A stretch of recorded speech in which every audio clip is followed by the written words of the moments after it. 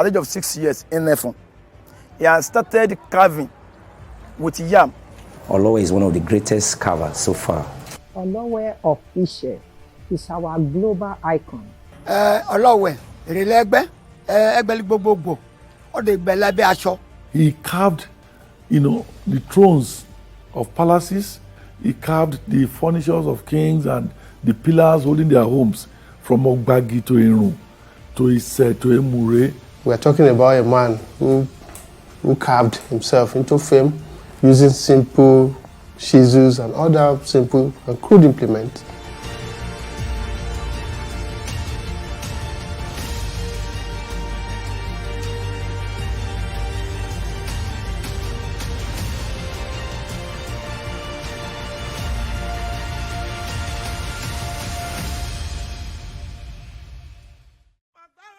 In the heart of Ise, Ekiti State, Nigeria, a vibrant legacy of artistry lives on. This is the home of Olowe of Ise, a master carver whose exceptional works in wood have captured the imaginations of art lovers across the globe. Today, we explore the life, the skill, and the legacy of a man whose hands carved history into existence. Olowe's journey begins here, in the village of Ise. A man was born in Ise here. His name is Akirogun.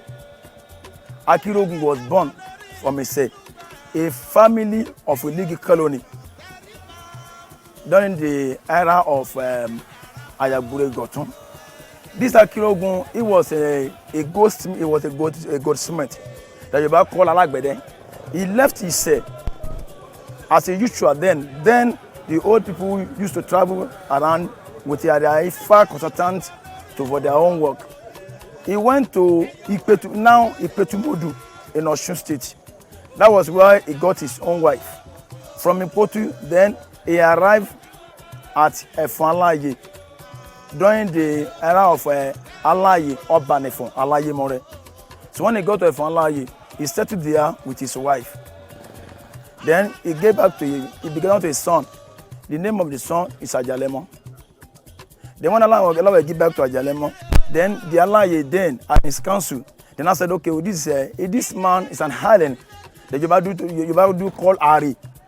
They have to give him where he will desolate, destination, and that place that we will reside. They now give him a boundary of their community that in Yoruba they call it a Nyodi. Then in different community we have different languages, but then in Efon do call it Igbenyi, as Igbenyi, the last place. So he was given a portion of land at Igbenyi in Efon. However, he resided, he gave back to his son there, Ajalemo. This Ajalemo now married to 4 wives. He gave back to 32 children, 28 daughters and 4 sons. Among the 4 sons were Olowe.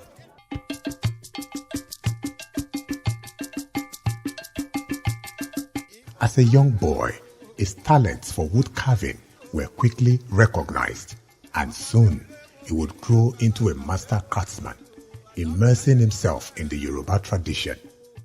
With every chisel and cut, Olowe absorbed not just technique, but the deep spiritual and cultural meanings that will come to define his work.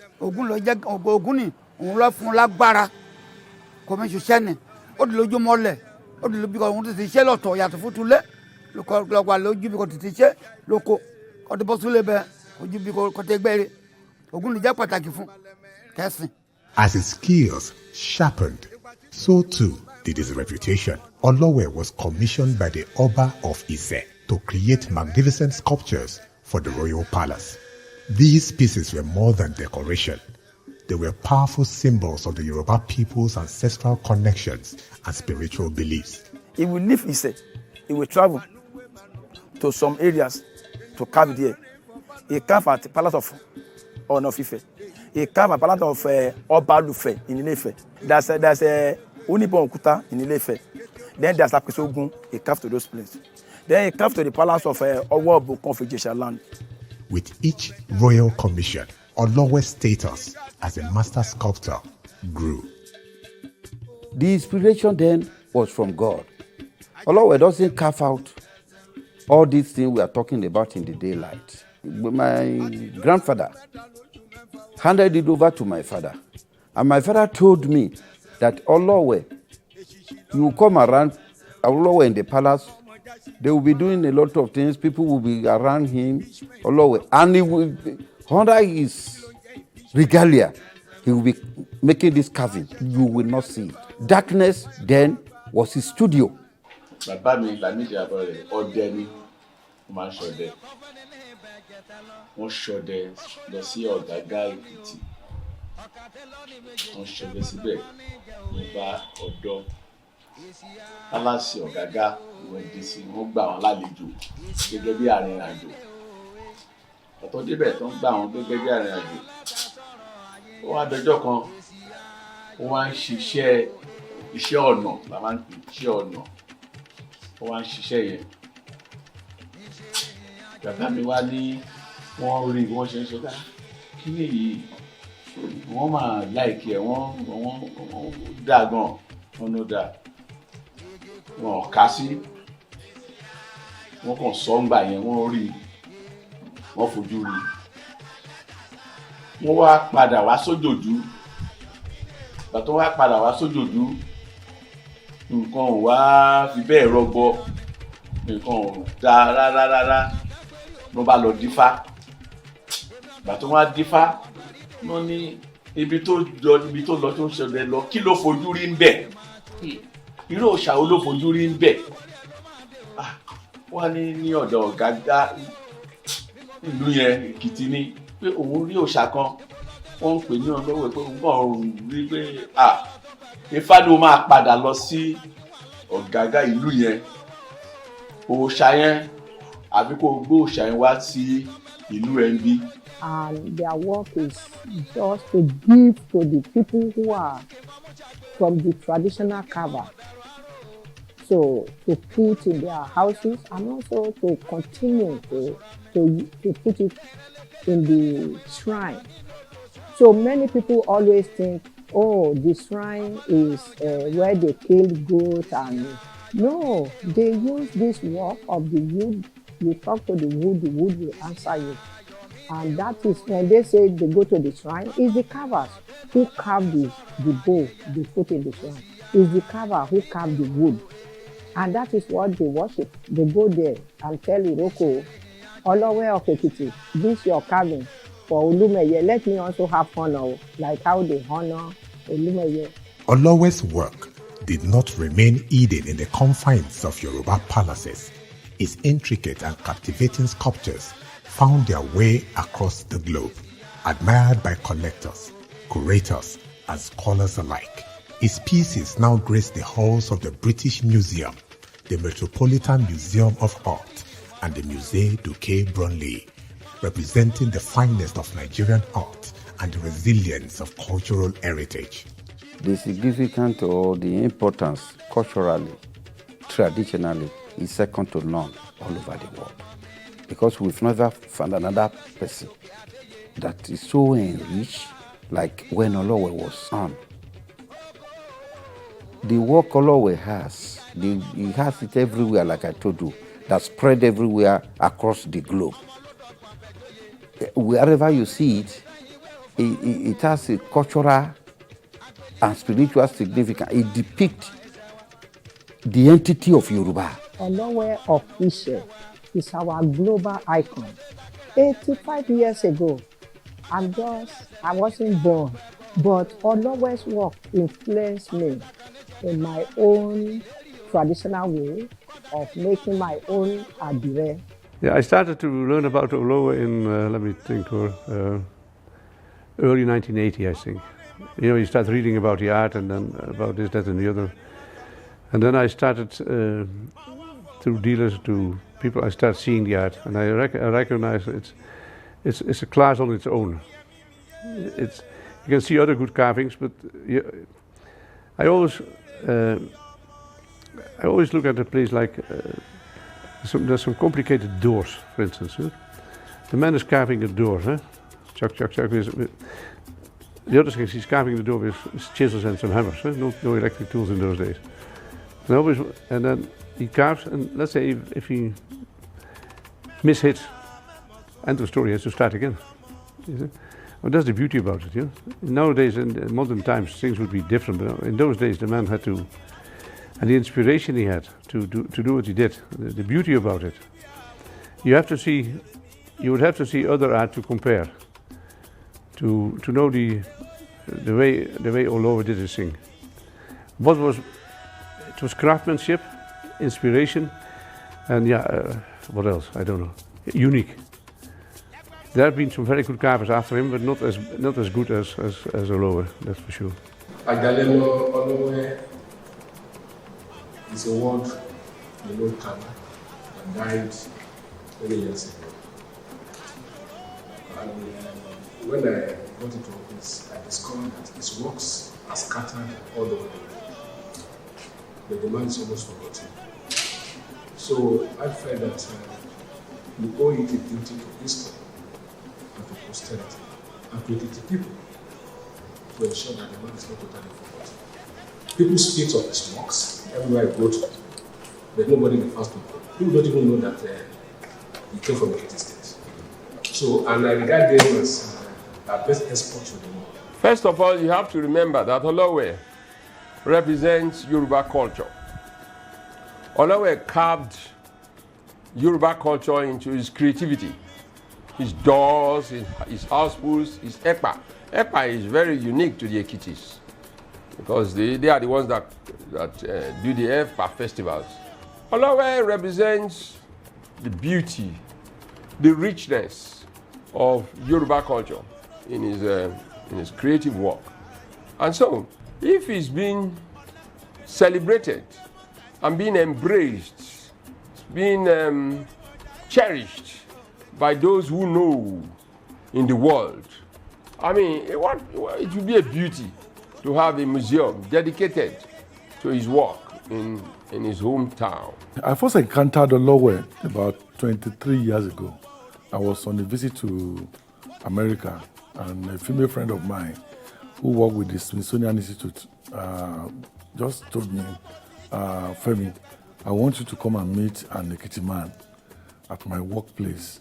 I was wondering who that Ekiti man was, and I went visiting, and he took me inside this hall where the works of Olowe of Ise were displayed. And I said, where is the Ekiti man? I said, no, these are the works of a man from your state, a genius from your state. And I went looking at those works, looking at the artistry of it, the genius that was brought into carving those things, and I started shedding tears. I left, and this never, departed from my memory. Even the private collectors that have Olowe works all over, in London, Brazil, the Americans, they don't want to let it go because they find out that way back, Olowe died, I think 1938, according to history. Since then, nobody has gotten that style of his kind. You understand what I'm saying? So that makes him a special carver compared to other Yoruba carvers. Olowe's influence has extended beyond sculpture into the realm of architecture. His mastery of form and texture has inspired architects to incorporate elements of Yoruba artistry into contemporary designs. From public spaces to private homes, Olowe's legacy can be seen in the way modern architects pay homage to his bold designs and symbolic carvings. In a way, I think Olowe's work, studied and recorded in sculptural form, what was happening then, which people of my contemporary, people of my generation, do not know about today. When you look at Olowe's work, there are adages hidden in the work, there are folklores hidden in the work, there are ways of life hidden in the work, frozen since that time, now rediscovered in this generation. So when you now look at the works, you are exhuming a lot of cultural details, a lot of things that could benefit and help heal the cultural decadence that have taken place all over Africa. To preserve his legacy, the Ekiti State government has established the Olowe of Ise Museum, a tribute to the master craftsman whose works captured the essence of the Yoruba spirit. Within its walls, his masterpieces will be housed and the richness of his cultural heritage celebrated. Here, visitors can step into Olowe's world and experience the artistry that defined the generation. If you look at the 6 pillars of administration, you will see art, culture, and tourism. So it aligns with the vision of our administration because we believe that we can use art and culture to grow the economy of the state, to provide jobs, and to also to ensure that our endowments, national endowments, are structured in a way and manner that it aligns with the shared prosperity vision of our administration. Major concern is sustainability, and that is why we are partnering with the private sector. We want to ring-fence the foundation and following itself of government enterprises. So that's why we put to place a foundation under the chair of Senator Judu and other involved Nigerians, so that government will also provide a platform and environment for them to do that without zero government. I came back home. I tried to ask a few people if they know who Olowe of Ise was. Nobody in this environment knew Olowe. So from that time on, I started researching on Olowe of Ise.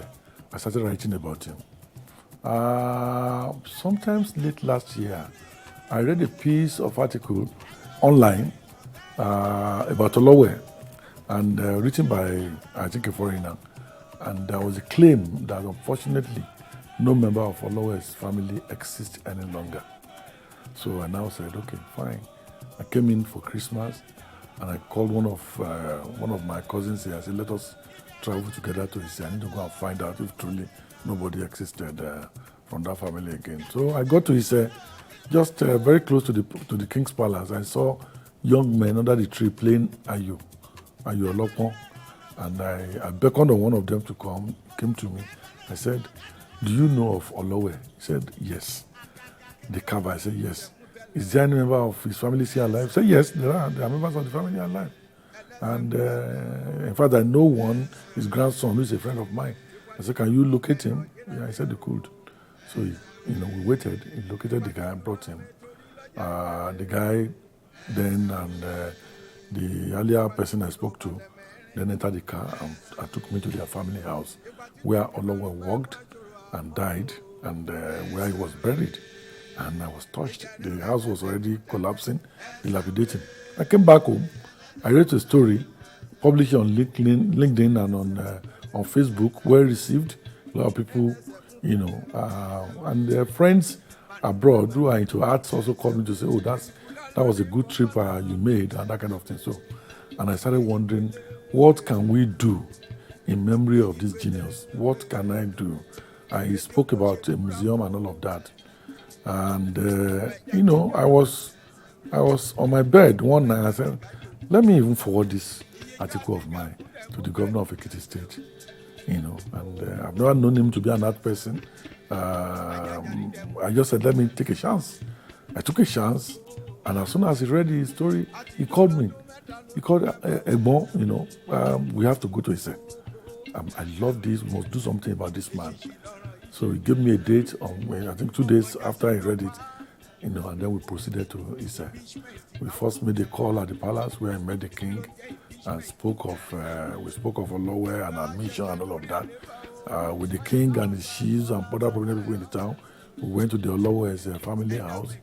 And right there on that spot, the governor then made a promise that he was going to build a museum on that site in memory of the late Olowe who passed on in 1937 and whose work had done museums all over the world and also private collections all over the world. Olowe of Ise, of course, Lamidi Fake, George Bandele, these were all people who worked in Efon Alaye. But I was disappointed to see that there was nothing, there was no remnant of the work they had done. So the Olowe Foundation for me is a very important project because it speaks to the heritage of Ekiti people. And it celebrates and recognizes an iconic artist, globally recognized, but forgotten at home. So I think it's a very important cultural project. And so before we even talk about the financial strategies, to support this project, I just thought it was important to put it on record that this is a project of significant social and cultural significance, not just to Ekiti State or to Nigeria, but to African arts. It's important that we give generously to a project of this nature, that we give to support the foundation and to propagate, the history and the lifetimes of Olowe of Ise. I think also we can support this project by, finding commercial methods. Sometimes whether it's auctioning works within our collection, whether it's loaning some of the works out for collectors to enjoy at a fee. But we'll look at both commercial and non-commercial, possibilities, to optimize the revenues that will come to the foundation. Now, if Britain thinks somebody's work of art could be preserved in the museum in London, you can imagine how much money they are making from it. You can imagine how much our culture, which could be read, which could be deciphered from the work, has helped them. You can imagine a lot of other things they are benefiting. Not that alone. If we go to the Museum of African History, Museum of African Art in Washington at the Smithsonian Institution, a huge gamut of Olowe's work are saved there. Museum goers come there every day. Docents are employed every day. Tour guides are employed every day.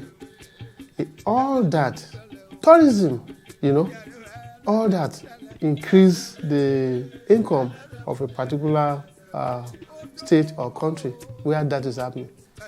So if Ekiti thinks we are celebrating Olowe, the governor knows what he's doing. He knows that art and tourism are the future of the world. They are job makers, job providers. They are earners of foreign exchange that is much coveted around the world. Now, think of how many people will troop into Ekiti on a yearly basis. Think of how many people will be employed. Think of the hub of art and tradition. Think of exhibitions.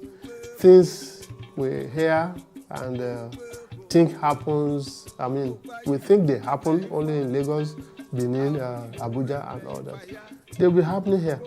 So it expands the economic base of the state. That museum, when it comes up, is going to improve the IGR, internal generated revenue of Ekiti State, in terms of tourism revenue. And of course, eventually, it's going to contribute a lot to the tourism revenue of Nigeria. Nigeria has a potential of generating about $33 billion per annum in tourism. And I'll tell you, Ekiti State also in the next 5 years, with Olowe of Ise Museum and the various attractions that are in Ekiti State, I see Ekiti State generating about 60 billion naira per annum from tourism alone. We all know that most of the countries that are thriving in tourism agenda, they are very deliberate when it comes to what the plan is from government to the private sector.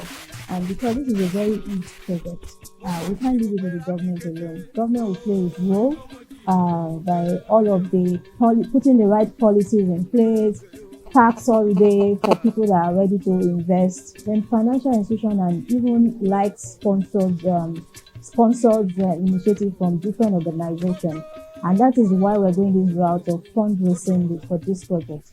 Government will commit some funds into this project, but because we want to make it a national treasure, it is not just for Ekiti State. It's going to be a national treasure where anybody that comes into Nigeria today, lands in Lagos, they will want, if an art lover, you want to visit Ekiti State to see what is happening or where this Olowe resides, and beyond even just the art gallery or museum, there will be other activities that will drive tourists and sustain traffic to Ekiti State constantly. So it's going to be a strategic investment for any financial institution or any like institution that will be willing to support and partner in this project. You know, I say to people, we don't have to leave it to government. Collective effort, we take us to the promised land regarding this project. Having a Olowe project in Ise will not only draw the global attention of the artistic world to the reference and importance of Ekiti State as a place where one of their best admirers was raised, developed, and where he lived. It will also attract and lure thousands of tourists, particularly those people, one, who appreciate artwork, two, who buy artwork, three, who warehouse artwork, and those who are, one, making what we call investigation, research, educational in artistic world. Olowe stands as the only one man from Africa whose work has snowballed into determination of how museum, particularly the Smithsonian Museum all over the world, has been done. I mean, I think first it's even just the collection and treatment of the works. Wood, as you know, could be quite fragile, especially when the works have come of age. We ensure it's well treated and well preserved, and that it's exhibited in a place where people can enjoy it. If I go on ivories from Nigeria, I come to Yoruba, I come to Ife, I come to Benin, but there's so much more. And what I find a pity, there's another thing in this country. You know, what your country is lacking, so I'm allowed to say that, is tourism, in a big way. Tourism is about the largest industry in the world. You know, bigger than banking, bigger than all the other IT, whatever. And your country gets nothing of that. Well, they get, but very, very few tourists are coming here. There's no real organized tourist trips to this country. And I think if people would organize trips, seeing the landscape, seeing the tribes as a cultural part of their trip, it will benefit Nigeria tremendously. Supporting this endeavor is the Olowe of Ise Foundation. Through its efforts, the foundation ensures that Olowe's legacy is not forgotten, but rather preserved and shared for future generations. From educational programs to cultural events, the foundation will be the driving force behind the celebration of Nigerian art and Olowe's timeless contributions. Olowe of Ise was more than a carver. It was a visionary whose hands transformed wood into windows through which we glimpse the soul of the Yoruba people. His legacy endures not only in his sculptures, but in the hearts of all who admire his mastery. Through the preservation of his work, we continue to celebrate the beauty of African art, culture, and heritage.